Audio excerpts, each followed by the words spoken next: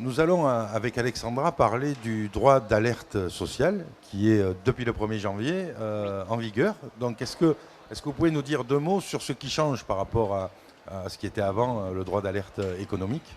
Alors, historiquement, le comité d'entreprise, dans ses missions légales, avait la possibilité de nommer un expert comptable dans le cadre d'une procédure d'alerte économique où il considérait qu'il y avait une situation économiquement préoccupante. Ce qui n'est pas du tout la même vision qu'un expert comptable ou qu'un commissaire aux comptes, où là, effectivement, on pouvait estimer qu'il y avait une véritable problématique. Le comité d'entreprise pouvait nommer l'expert comptable dans le cadre où il avait des doutes sur une bonne gestion, un bon père de famille. À partir du moment où ils ont des interrogations sur la gestion, ils pouvaient nommer l'expert comptable, sachant que c'est une procédure qui était confidentielle où on ne pouvait pas diffuser le PV.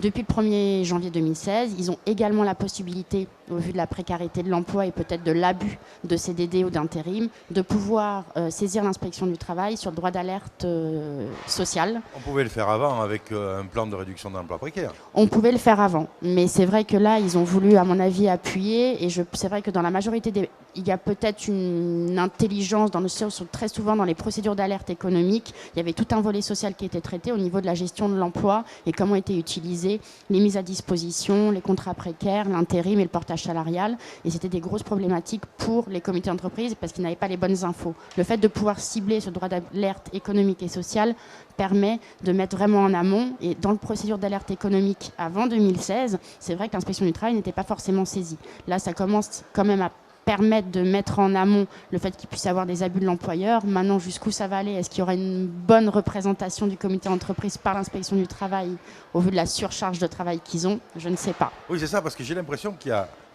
de plus en plus de recours à l'inspection du travail. On l'a vu avec le PSE où on demande à l'inspection du travail de se prononcer dans les 15 jours. Il y a eu une réforme de l'inspection du travail qui fait que les inspecteurs du travail n'ont plus les mêmes secteurs, ne travaillent plus de la même manière et ils sont moins nombreux.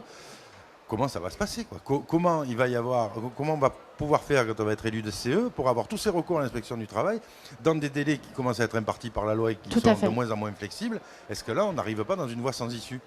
On arrive dans une voie sans issue dans la mesure où aussi ils n'ont pas forcément pensé, tout en donnant plus de pouvoir à l'inspection du travail, qui n'ont pas forcément la possibilité d'aller voir l'entreprise. Mais je pense qu'on pousse, tout en essayant d'éteindre le rôle de l'élu du personnel, à le rendre plus professionnel. Ils n'ont pas forcément la connaissance pour se dire que voilà, ils sont un peu dégoûtés des inspections du travail malheureusement.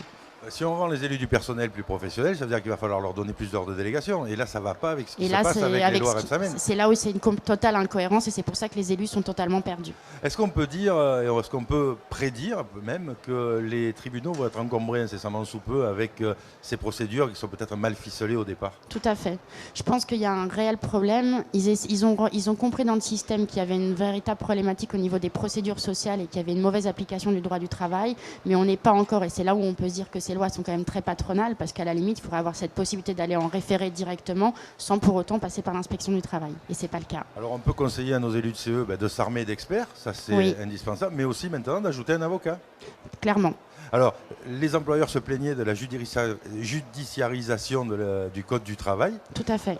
Mais finalement, c'est les lois qui tournent à la manivelle pour que ça le soit, quoi. Tout à fait. Mais je pense qu'il faut avoir pour être bien armé au niveau de cette action, au niveau du droit économique et social, c'est qu'il ne faut pas qu'il y ait dans toutes leurs procédures de relations collectives, il faut que syndicats, experts comptables, experts juridiques puissent arriver à s'entendre pour avoir une bonne cohésion et pour justement défendre au mieux les intérêts parce que plus on avance dans le code du travail, plus leurs intérêts sont mal reconnus et défendus. Mais Alexandra, je pense que ça c'est aussi une autre alarme, donc vous avez un budget pour ça, armez-vous d'experts, je pense qu'avec ces lois qui sont voter avec des décrets qui ne sortent pas forcément, avec des choses qui sont difficilement réalisables, vous allez avoir besoin de tout un arsenal. Donc utilisez bien votre budget de fonctionnement. Tout à fait. Merci Alexandra. Merci Jacques. Et puis on se voit sur les salons CE finalement. On se voit dans l'avion. Dans l'avion tout à l'heure. À tout à l'heure alors. À tout à l'heure.